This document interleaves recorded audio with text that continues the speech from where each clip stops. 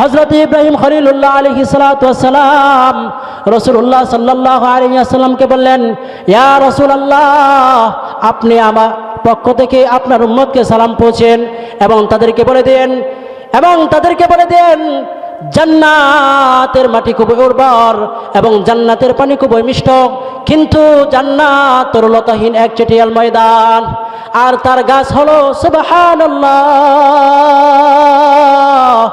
ওয়ালহামদুলিল্লাহ ওয়ালা ইলাহা ইল্লাল্লাহু ওয়াল্লাহু আকবার।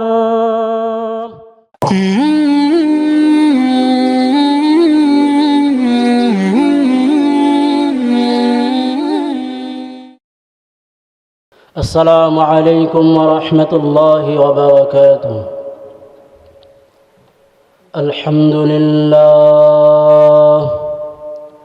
الحمد لله نحمده ونستعينه ونستغفره ونعوذ بالله من شرور أنفسنا ومن سيئات أعمالنا، من يهده الله فلا مضل له ومن يضلله فلا هادي له، ونشهد أن لا إله إلا الله وحده لا شريك له، ونشهد أن سيدنا وسندنا ومولانا محمدا عبده ورسوله، صلى الله تعالى عليه وعلى آله وصحبه وبارك وسلم تسليما كثيرا. أما بعد، فأعوذ بالله من الشيطان الرجيم. بسم الله الرحمن الرحيم. يا أيها الذين آمنوا اذكروا الله ذكرا كثيرا وسبحوه بكرة وأصيلا.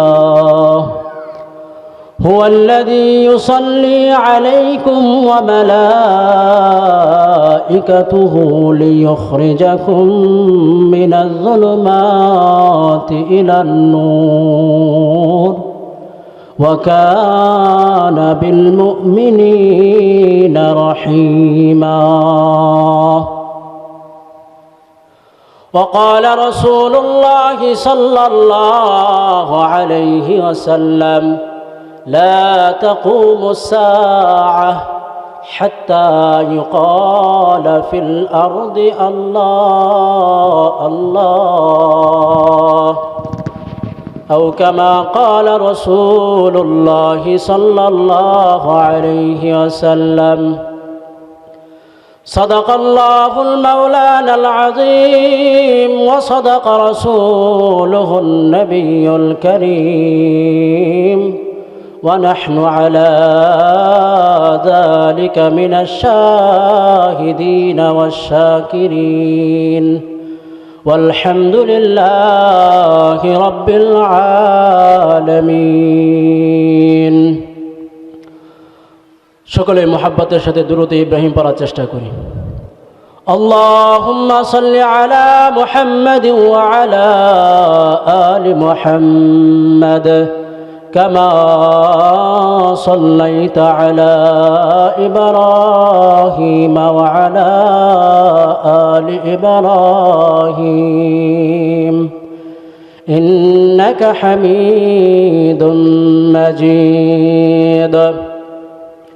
اللهم بارك على محمد وعلى آل محمد كما باركت على إبراهيم وعلى آل إبراهيم إنك حميد مجيد আলহামদুলিল্লাহ সমস্ত প্রশংসা হয় আল্লাহ রাব্বুল আলামিনের দরবারে যে মহান পরওয়ারদিগার রব্বুল আলামিন আমাদেরকে দয়া করে মায়া করে সুস্থতার সাথে এক মহতি মজলিসে এসে আল্লাহর গুণগান গাওয়ার মতো এবং তা শ্রবণ করার মতো তৌফিক দান করার জন্য সেই জন্য শুকরিয়া আদায় করি আলহামদুলিল্লাহ। মুহতারাম হাজিরিন, আমি আপনাদের সামনে যে তিনটি আয়াত তেলাওয়াত করেছি এবং যে হাদিস শরীফ পাঠ করেছি সেই আয়াতসমূহ ও হাদিসের মধ্যে জিকরুল্লাহর ফজিলত ও গুরুত্ব সম্পর্কে আলোচনা করা হয়েছে। আল্লাহ তাআলা তৌফিক শামিলে হাল হলে আমি সেই সম্পর্কে কিঞ্চিত আলোকপাত করার চেষ্টা করব ইনশাআল্লাহ। মুহতারাম হাজিরিন, আল্লাহ রাব্বুল আলামিন সূরা আহজাবের 41 থেকে 43 নং আয়াত পর্যন্ত আল্লাহ রাব্বুল আলামিন ইরশাদ করেন, ইয়া আইয়ুহাল্লাযীনা আমানু যকুরুল্লাহা যিকরান কাসীরা। ইয়া আইয়ুহাল্লাযীনা আমানু যকুরুল্লাহা যিকরান কাসীরা। হে ঈমানদারের দল, উযকুরুল্লাহা যিকরান কাসীরা, তোমরা অধিক পরিমাণে আল্লাহ তাআলার জিকির করো।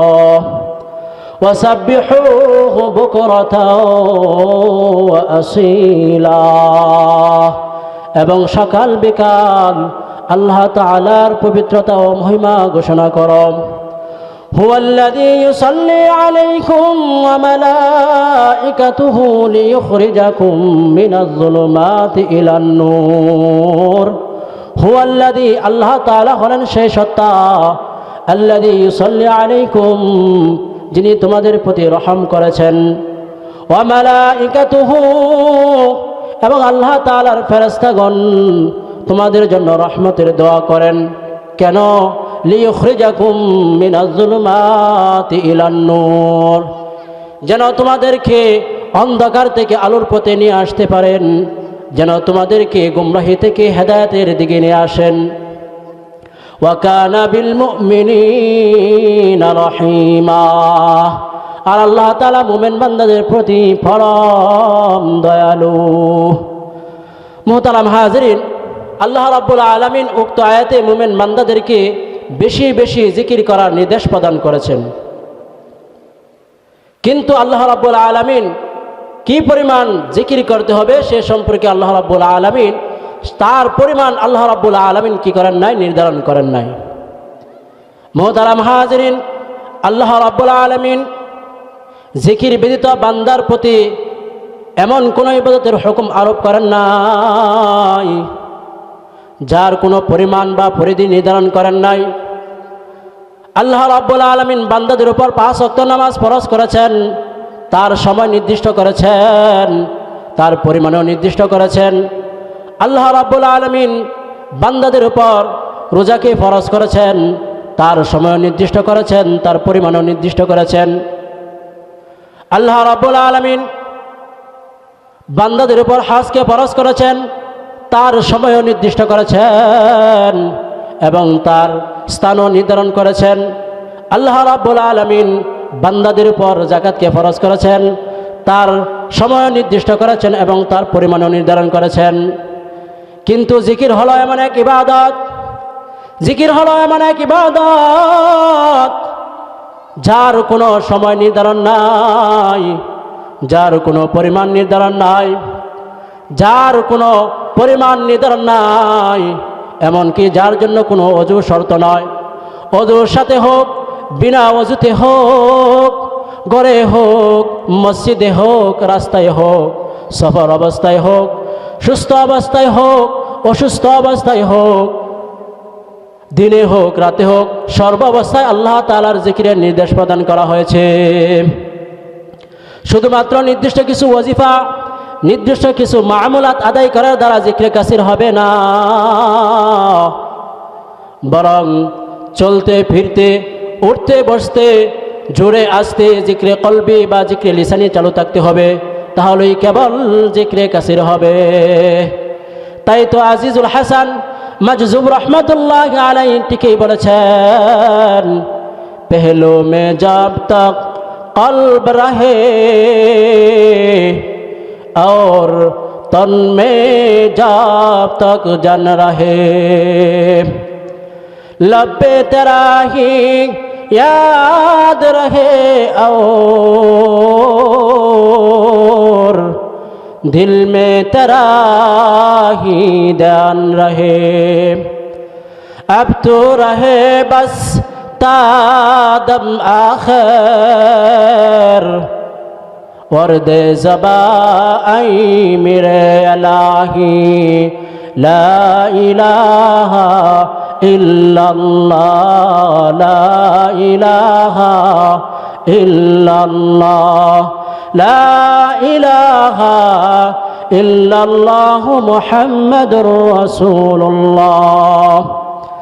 আজিজুল হাসান মজদুব রহমতুল্লাহ আলাইহি বলেন, আমার সিনায় যতক্ষণ পর্যন্ত কলব থাকবে, আমার সিনায় যতক্ষণ পর্যন্ত কলব থাকে, আমার শরীরে যতক্ষণ পর্যন্ত জান থাকে, ততক্ষণ পর্যন্ত আমার মুখে তোমার স্মরণ থাকবে, ততক্ষণ পর্যন্ত আমার অন্তরে তোমার ধ্যান থাকবে। এখন তো আছে, মৃত্যু আসার আগ পর্যন্ত যেন তোমার দেন আমার অন্তরে থাকে মাওলা, সেই হায়াত, সেই তৌফিকটুকু আপনি আমাকে প্রদান করিয়েন। মোহতারাম হাজরিন, হযরতে আবু দারদা রাদিয়াল্লাহু তাআলা আনহু থেকে বর্ণিত সুনানে তিরমিজির 3377 নম্বর হাদিসের মধ্যে এবং ইবনে মাজার 3790 নম্বর হাদিসের মধ্যে হযরতে আবু দারদা রাদিয়াল্লাহু তাআলা আনহু থেকে বর্ণিত, হযরতে আবু দারদা রাদিয়াল্লাহু তাআলা আনহু বলেন, একদা রাসূলুল্লাহ সাল্লাল্লাহু আলাইহি ওয়াসাল্লাম সাহাবায়ে কেরামদেরকে উদ্দেশ্য করে বললেন, আমি কি তোমাদেরকে এমন বস্তুর সন্ধান দেব না, আমি কি তোমাদেরকে এমন বস্তুর সন্ধান দেব না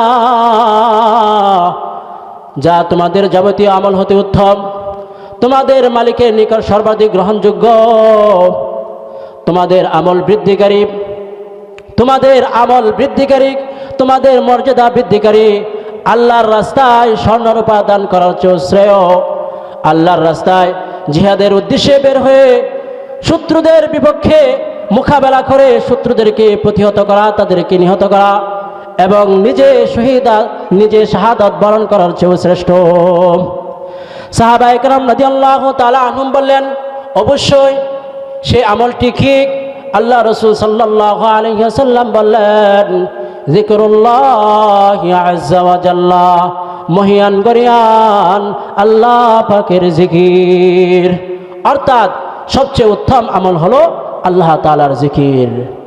লা ইলাহা ইল্লাল্লাহ লা ইলাহা ইল্লাল্লাহ আল্লাহু আল্লাহু আল্লাহু আল্লাহ আল্লাহু আল্লাহু আল্লাহু আল্লাহ।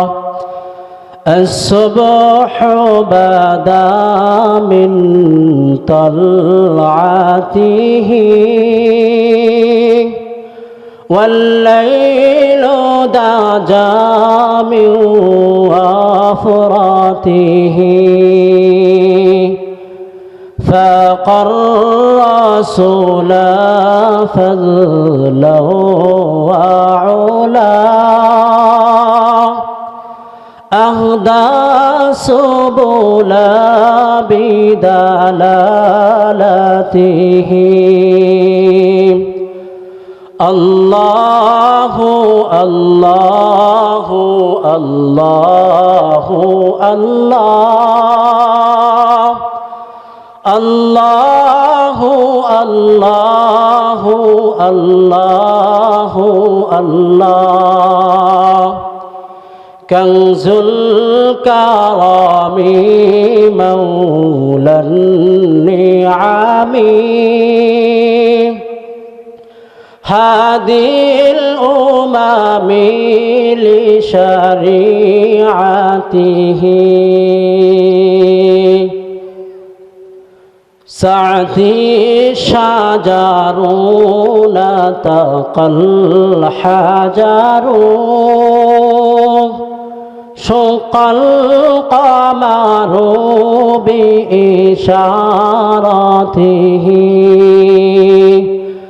الله الله الله الله الله الله الله الله মোহতারাম হাজরিন, দুনিয়ার বুকে এমন কোনো মাখলুক নাই, দুনিয়ার মধ্যে যত মাখলুক রয়েছে সমস্ত মাখলুকে আল্লাহ তাআলার জিকির করে, আর এই জিকিরের উসিলায় তারা এই দুনিয়ার বুকে টিকে আছে। যেমন আল্লাহ রাব্বুল আলামিন সূরা বনী ইসরাঈলের 44 নম্বর আয়াতের মধ্যে আল্লাহ তাআলা ইরশাদ করেন, ওয়া ইম মিন শাইইন ইল্লা ইউসাব্বিহু বিহামদিহি ওয়ালাকিন লা তাফকাহুনা তাসবিহাহুম।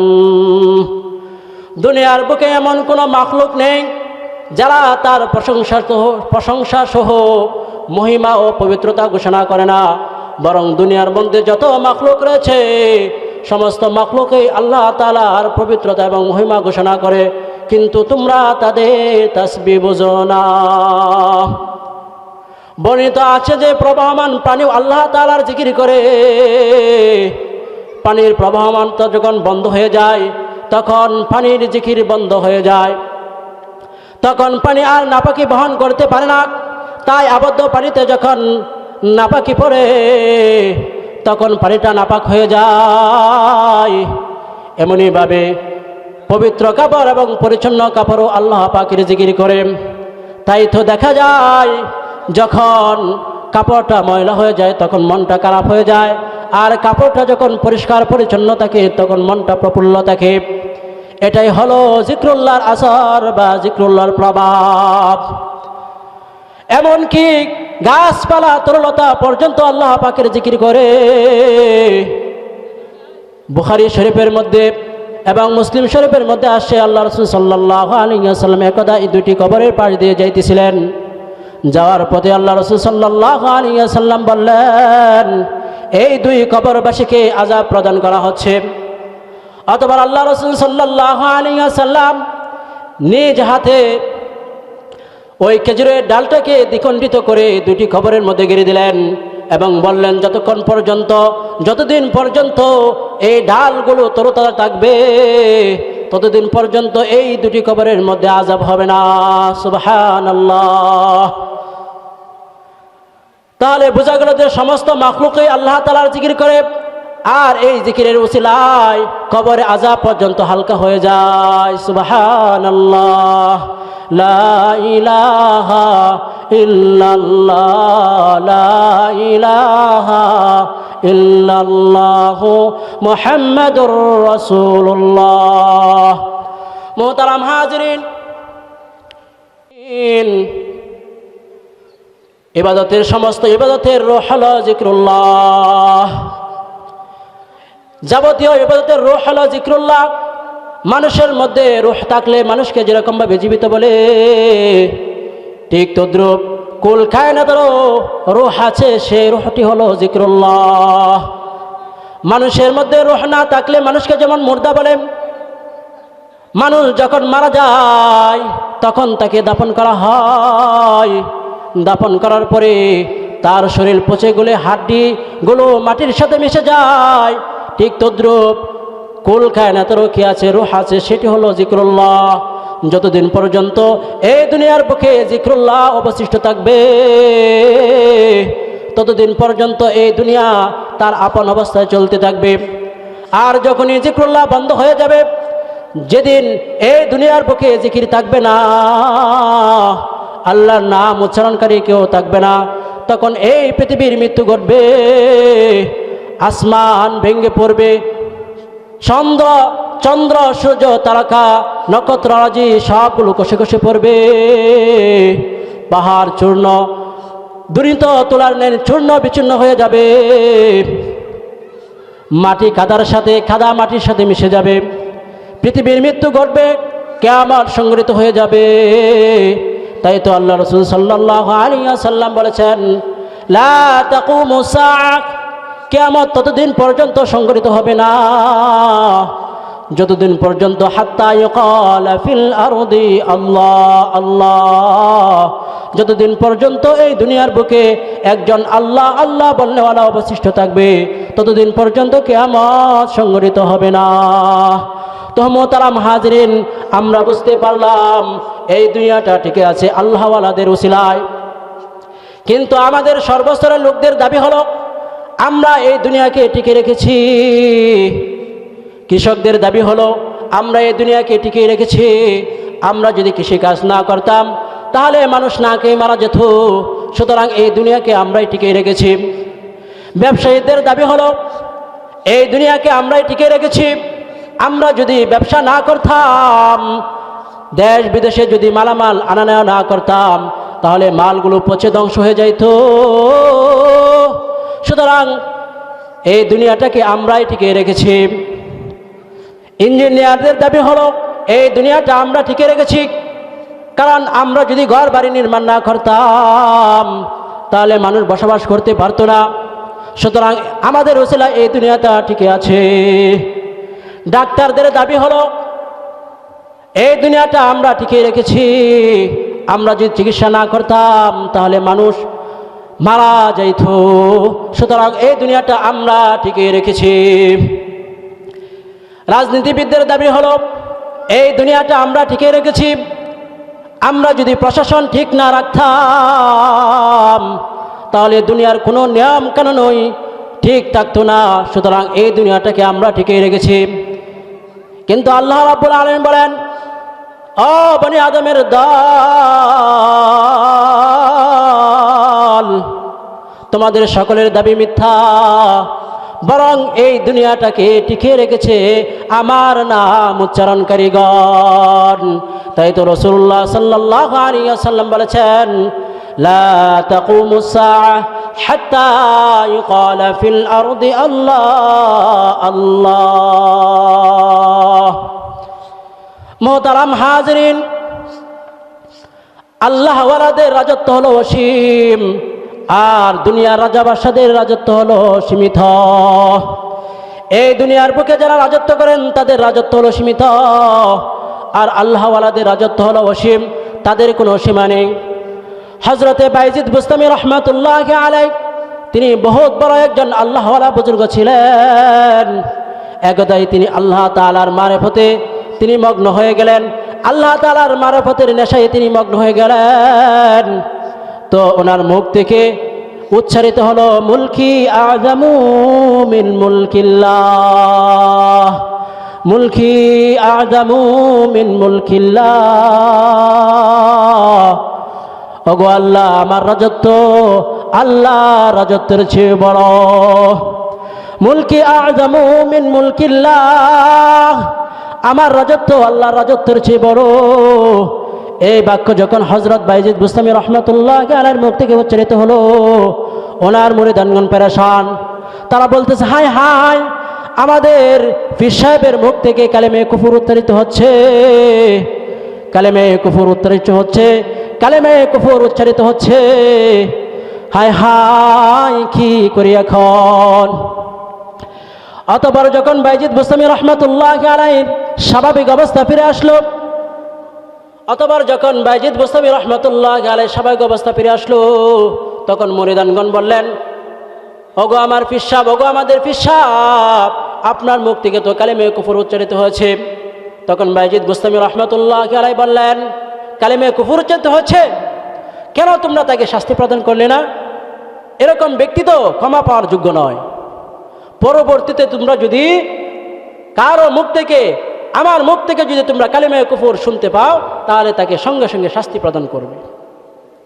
ঘটনাক্রমে কয়েকদিন পরে আবার শায়েখের উপর ওয়াজদে তরি হলো, অর্থাৎ তিনি আল্লাহ তাআলার দিনে মগ্ন হয়ে গেলেন, আল্লাহর মারিফতে তিনি ডুব দিলেন। এবার ওনার মুখ থেকে উচ্চারিত হলো, মুলকি আযমু মিন মুলকিল্লাহ, মুলকি আযমু মিন মুলকিল্লাহ, আমার রাজত্ব আল্লাহর রাজত্বের চেয়েও শ্রেষ্ঠ, আমার রাজত্ব আল্লাহর রাজত্বের চেয়েও বড়। এবার মুরিদান চাবুক নিয়ে প্রস্তুত, চতুর্দিক থেকে শায়েখের উপর বেত্রাঘাত শুরু করলো। কিন্তু বড় আশ্চর্যের বিষয় হলো, শায়েখের উপর তারা যতই বেত মারতেছে, ওই বেতগুলো গিয়ে মুরিদানদের গায়ে পড়তেছে। এভাবে তারা চতুর্দিক থেকে শায়েখের উপর বেত্রাঘাত করতেছে, ঘুরে ফিরে তাদের গায়ে লাগতেছে। এভাবে তারা বেত মারতে মারতে তারা ক্লান্ত হয়ে গেল এবং তাদের শরীর রক্তাক্ত হয়ে গেল। এরপর যখন আবার শায়েখের স্বাভাবিক অবস্থা ফিরে আসলো, তখন শায়েখ তাদেরকে আদামারা অবস্থায় দেখলেন এবং বললেন, তোমাদের এই অবস্থায় কেন? এবার মুরিদগণ আরজ করলো, ওগো আমাদের শায়েখ, আপনার পক্ষ থেকে হুকুম ছিল, আপনার মুখ থেকে যদি কালিমা কুফর উচ্চারিত হয় তাহলে আপনাকে যেন সাথে সাথে শাস্তি প্রদান করি। আপনার মুখ থেকে কালিমা কুফর উচ্চারিত হয়েছিল। তো শায়েখ বললেন, কি কালিমা কুফর উচ্চারিত হয়েছিল? তখন মুরিদগণ শায়েখের মুখ থেকে যে কথাগুলো শুনেছিল সেই কথাগুলো বলল। কি কথা? মুলকি আযমু মিন মুলকিল্লাহ, আমার রাজত্ব আল্লাহর রাজত্বের চেয়েও বড়। এই কথা শ্রবণ করার পরে হযরতে বাইজিদ বুস্তামি রাহমাতুল্লাহ আলাইহি বলেন, হায়রে নাদানের দল, হায়রে মূর্খের দল, এটা তো কালিমা কুফর নয়, এটাই তো হলো আসল কালিমা ঈমান। এরপরে হযরতে বাইজিদ বুস্তামি রাহমাতুল্লাহ আলাইহি এই কথার ব্যাখ্যা দিলেন। কিভাবে? অর্থাৎ আল্লাহ তাআলার রাজত্ব হলো আসমান জমিন কুল কায়নাত। আল্লাহ তাআলার রাজত্ব হলো আসমানের উপর, জমিনের উপর, তোমাদের উপর, আমাদের উপর, সকলের উপরে আল্লাহ তাআলার রাজত্ব। কিন্তু আমার রাজত্ব হলো আল্লাহ তাআলার জাত ও সিফতের মধ্যে। আমি সারাদিন আল্লাহ তাআলার জাত ও সিফতের মধ্যে সাইর করি, ভ্রমণ করি। আমি সারাদিন আল্লাহ তাআলার মারিফতের মধ্যে ডুবে থাকি। এবার তোমরা বলো, আমার রাজত্ব বড় নাকি আল্লাহ তাআলার রাজত্ব বড়?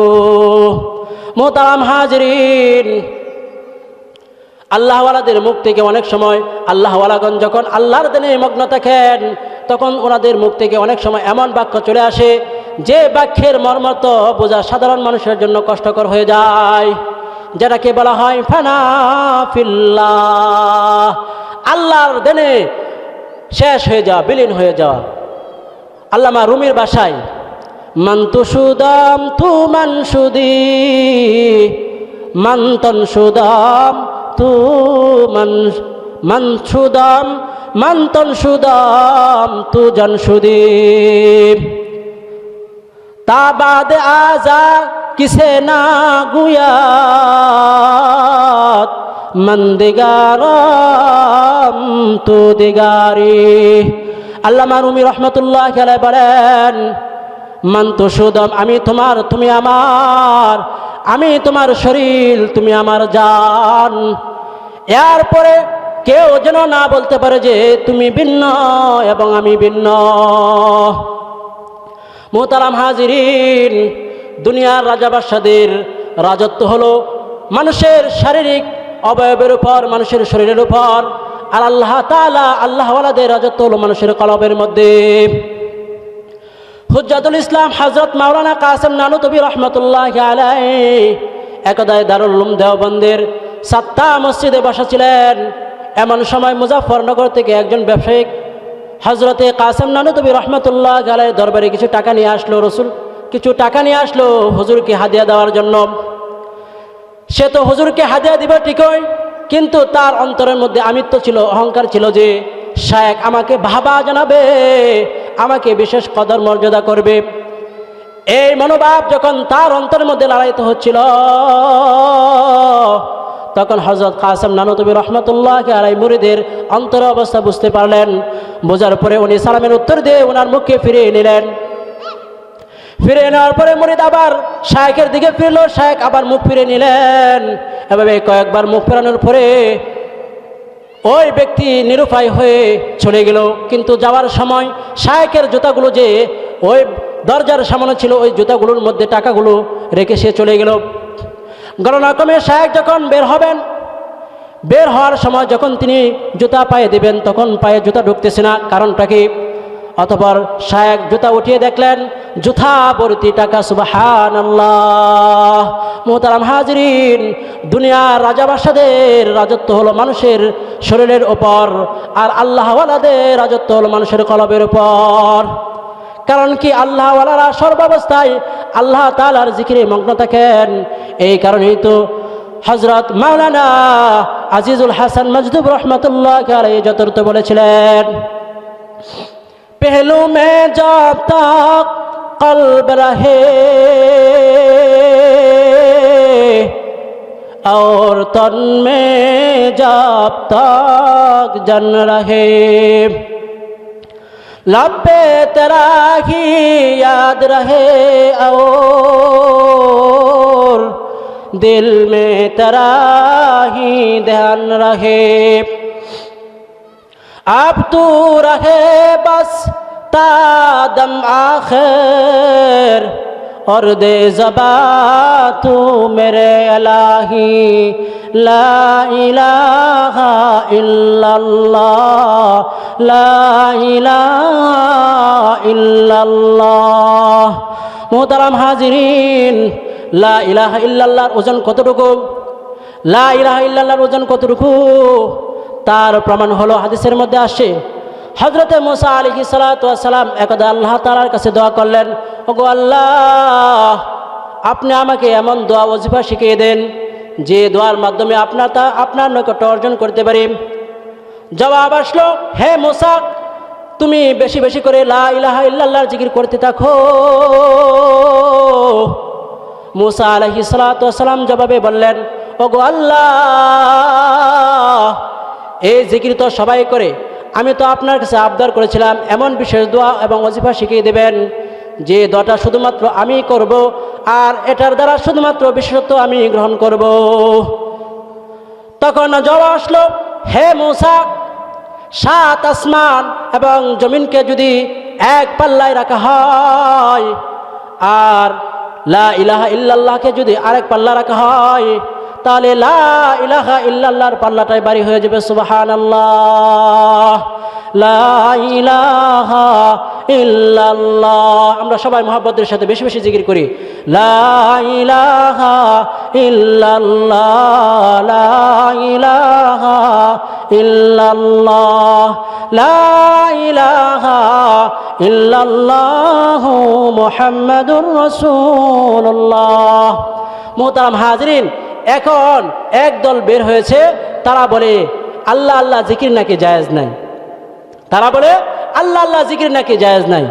অথচ আল্লাহ রাসূল সাল্লাল্লাহু আলাইহি ওয়াসাল্লাম বলেছেন, আল্লাহ আল্লাহ জিকিরের ওসিলায় এই দুনিয়াটা টিকে আছে যতদিন পর্যন্ত একজন আল্লাহ আল্লাহ বলনেওয়ালা উপস্থিত থাকবেন, ততদিন পর্যন্ত কিয়ামত কায়েম হবে না। তাই তো আল্লাহ রাসূল সাল্লাল্লাহু আলাইহি ওয়াসাল্লাম হাদিসের মধ্যে বলেছেন, লা তাকুমুস সাআতু হাত্তা ইউকালা ফিল আরদি আল্লাহ আল্লাহ। মুহতারাম হাজিরিন, জান্নাতবাসীদের আর কোনো আফসোস থাকবে না, জান্নাতবাসীরা আর কোনো আফসোস করবে না, জান্নাতবাসীদের দুনিয়ার ব্যাপারে আর কোনো আফসোস থাকবে না। তারা যখন জান্নাতে প্রবেশ করবে তখন তাদের মধ্যে একটা আফসোস থাকবে, ওই সময়টুকুর জন্য আফসোস থাকবে যে সময়টুকুকে তারা দুনিয়ার মধ্যে জিকির অবস্থায় কাটিয়েছে। অর্থাৎ তারা যখন জান্নাতে প্রবেশ করবে, জান্নাতে প্রবেশ করার পর দেখতে পাবে যে তাদের একবার সুবহানাল্লাহ বলার কারণে, একবার আলহামদুলিল্লাহ বলার কারণে এত পরিমাণ সওয়াব দান করা হয়েছে যে, এত পাহাড় পরিমাণ সওয়াব দান করা হয়েছে যে তারা আফসোস করে বলবে, হায়, আমরা যদি দুনিয়ার মধ্যে আরও বেশি পরিমাণে জিকির করতাম, আরও বেশি পরিমাণে আল্লাহ তাআলার জিকির করতাম, তাহলে আমরা আরও অনেক বেশি সওয়াবের অধিকারী হইতাম। সুতরাং মুহতারাম হাজিরিন, আমরা অধিক পরিমাণে কি করব? আল্লাহ তাআলার জিকির করব। এই দুনিয়ার বুকে এমনও আল্লাহর বান্দা অবশিষ্ট আছেন যাদের কাছে আল্লাহ তাআলার জিকির ছাড়া আর কোনো ভালো লাগে না, আর কোনো কিছু ভালো লাগে না। হযরত সিররি সাখতি রহমাতুল্লাহি আলাইহি তিনি অনেক বড় একজন বুজুর্গ ছিলেন। তিনি একবার হযরত জুরজানি রহমাতুল্লাহি আলাইহিকে দেখতে পেলেন যে তিনি শুকনা চাতক কাচ্ছেন। এই বিষয়টা দেখার পরে আল্লামা সিররি সাখতি রহমাতুল্লাহি আলাইহি হযরত জুরজানি রহমাতুল্লাহি আলাইহিকে বললেন, আপনি শুকনা চাতু কেন কাচ্ছেন? তখন জুরজানি রহমাতুল্লাহি আলাইহি বললেন, আমি হিসাব করে দেখেছি রুটি খাওয়া এবং শুকনা চাতু খাওয়ার মধ্যে হিসাব করে দেখেছি একটা রুটি খেলে যে পরিমাণ সময় অতিরিক্ত সময় ব্যয় হয়, এই সময়ের ভিতরে একজন ব্যক্তি 70 বার আল্লাহ তাআলার জিকির করতে পারে। তাই আমি 40 বছর যাবৎ শুকনা চাতু খাওয়ার উপরে জীবন নির্বাহ করতেছি। সুবহানাল্লাহ। তাহলে আল্লাহর বান্দারা কত জিকির করতো! আল্লাহর জিকিরের কারণে, আল্লাহ তাআলার জিকিরের কারণে ওনারা পর্যন্ত খাবারকে ছেড়ে দিয়েছেন, রুটি খাওয়াকে ছেড়ে দিয়েছেন, যেন একবার বেশি পরিমাণে আল্লাহ তাআলার জিকির করতে পারেন। মুহতারাম হাজরিন, আল্লাহ রাব্বুল আলামিন জিকিরের মধ্যে এমন স্পিড, এমন শক্তি প্রদান করেছেন, এমন শক্তি প্রদান করেছেন, বান্দারা যদি দুনিয়ার মধ্যে থেকে আল্লাহ তাআলার জিকির করে, আল্লাহ তাআলার নাম নেই, তাহলে সঙ্গে সঙ্গে 7 আসমানের উপর চলে যায় এবং প্রতিটি জিকিরের বিনিময়ে তার জন্য জান্নাতের মধ্যে একটি গাছ রোপণ হতে থাকে এবং ওই গাছগুলো প্রতি জিকির থাকে এভাবে বাড়তে বাড়তে এই পরিমাণ গাছ হয় যে হাদিসের মধ্যে আসছে, এভাবে বাড়বে যে বাড়তে বাড়তে তার নিজ দিয়ে যদি 100 বছর পর্যন্ত একজন অশ্বারোহী অতিক্রম করে তারপরেও তার ছায়া শেষ হবে না। সুবহানাল্লাহ। রাসূলুল্লাহ সাল্লাল্লাহু আলাইহি ওয়াসাল্লাম যখন মেরাজ থেকে ফিরতেছিলেন, ফিরার পথে সপ্তম আকাশে বাইতুল মামুরের নিকট হযরতে ইব্রাহিম খলিলুল্লাহ আলাইহিস সালাতু ওয়াস সালামের সাথে দেখা হয়। দেখা হওয়ার পরে হযরতে ইব্রাহিম খলিলুল্লাহ আলাইহিস সালাতু ওয়াস সালাম বললেন, হযরত ইব্রাহিম খলিলুল্লাহ আলাইহিস সালাতু ওয়াস সালাম রাসূলুল্লাহ সাল্লাল্লাহু আলাইহি ওয়াসাল্লামকে বললেন, ইয়া রাসূলুল্লাহ, আপনি আমার পক্ষ থেকে আপনার উম্মতকে সালাম পৌঁছেন এবং তাদেরকে বলে দেন জান্নাতের মাটি খুবই উর্বর এবং জান্নাতের পানি খুবই মিষ্ট, কিন্তু জান্নাত তরলতাহীন একচেটিয়াল ময়দান, আর তার গাছ হলো সুবহানাল্লাহ ওয়ালহামদুলিল্লাহ ওয়ালা ইলাহা ইল্লাল্লাহু ওয়াল্লাহু আকবার।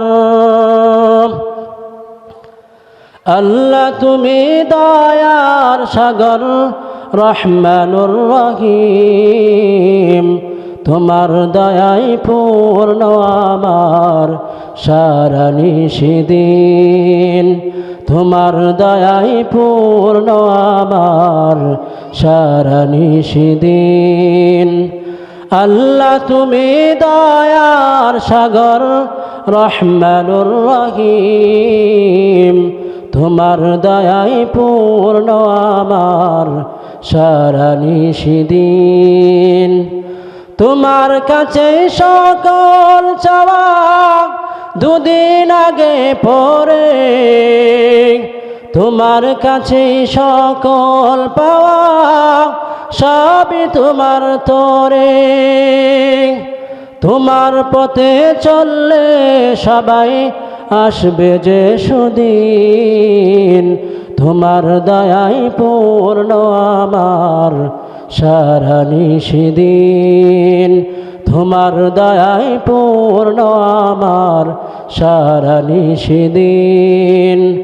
আল্লাহ তুমি দয়ার সাগর রহমানুর রহিম, তোমার দয়ায় পূর্ণ আমার সারা নিশিদিন। তো মোহতারাম হাজরিন, আমি আমার আলোচনার শেষ লগ্নে এসে পৌঁছেছি। আমি আপনাদের সামনে যে আলোচনাটুকু করলাম সে আলোচনাটুকুর সারমর্ম হলো, যদি আমরা আল্লাহ তাআলার বেশি পরিমাণে জিকির করি তাহলে আল্লাহ তাআলার পক্ষ থেকে অসংখ্য অগণিত নাজ নিয়ামতের ঘোষণা এসেছে। যদি অধিক পরিমাণে আমরা আল্লাহ তাআলা জিকির করতে পারি তাহলে আল্লাহ তাআলার পক্ষ থেকে অসংখ্য অগণিত নিয়ামতের কথা ঘোষিত হয়েছে। তন্মধ্য থেকে আমি আপনাদের সামনে কয়েকটা ফজিলতের কথা তুলে ধরব। 1 নাম্বার, যদি আমরা আল্লাহ তাআলার জিকির করি তাহলে জিকিরের মাধ্যমে আল্লাহ তাআলার নৈকট্য অর্জিত হবে। আমরা যদি আল্লাহ তাআলার জিকির করি তাহলে জিকিরের মাধ্যমে আল্লাহ তাআলা সন্তুষ্টি অর্জিত হবে। আমরা যদি আল্লাহ তাআলার জিকির করি তাহলে জিকিরের মাধ্যমে বিতাড়িত শয়তান থেকে হেফাজত থাকা যাবে।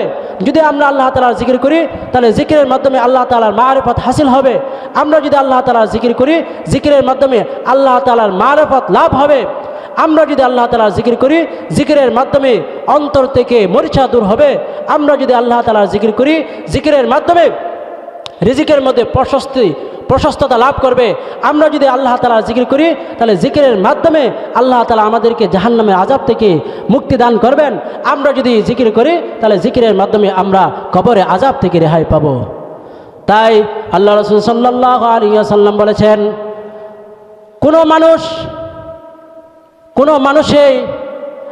কোনো মানুষকে আল্লাহ তাআলা আযাব থেকে রক্ষা করার জন্য জিকিরের চেয়ে আর সর্বোত্তম কোনো আমল নেই। কোনো মানুষকে আল্লাহর আযাব থেকে রক্ষা করার জন্য জিকিরের চেয়ে আর সর্বাধিক উত্তম আর কোনো আমল নেই।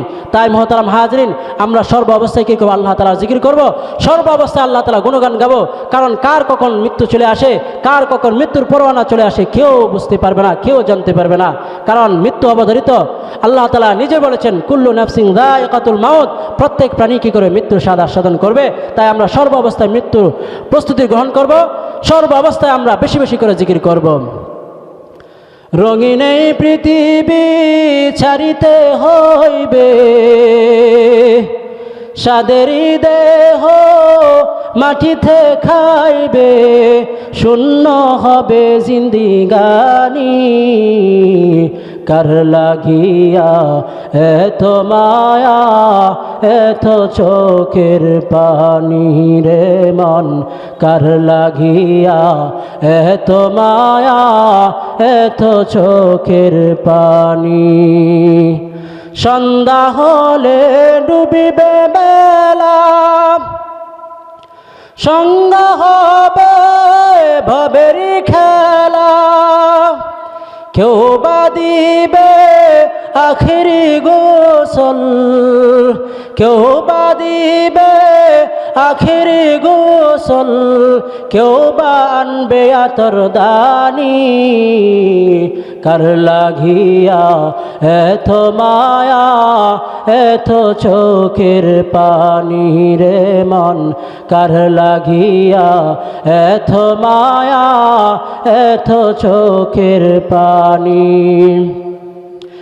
এত আশার বাসা তোমার নিমিষে যে হবে চুরমার, কেউ বা ডাকবে মামা খরে,